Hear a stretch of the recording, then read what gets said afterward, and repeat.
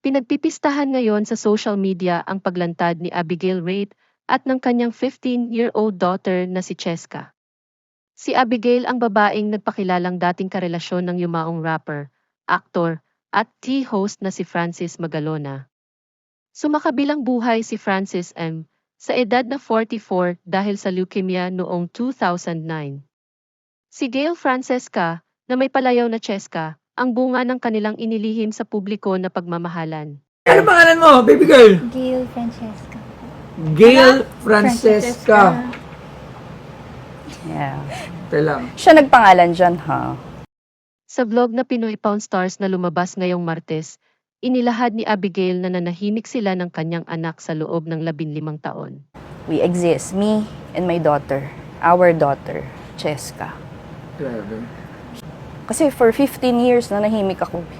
I didn't say anything about me and my daughter.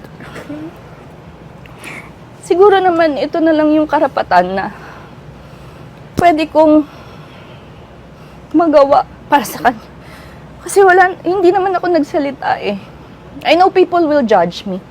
But we exist. What we had is real. Para sa mga hindi kabisado ang showbiz history ni Francis M., isang sorpresa ang paglantad ni Abigail at ng anak nito. Pero hindi na ito kagulat-gulat dahil 2 buwan matapos pumanaw noong 2009 ang itinuturing na King of Rap ng Pilipinas, lumitaw na ang mga larawan nila ni Abigail at ng kanilang sanggol pa noon na anak. Sinubukan ng GMA7 showbiz-oriented programs na Star Talk at Showbiz Central na gawin noon ang kwento ng relasyon ni na Francis at Abigail, pero may mga tauhan ng tape na nakiusap na ibalato na lang sa kanila ang istorya bilang respeto sa alaala ng yumaong rapper at sa naulilang pamilya nito. Pinakamahirap na part is yung situation ko. Yung hindi ka pwedeng lumabas. Ayoko namang dagdagan pa dahil may sakit na, di ba? It will add, burden pa. Yeah.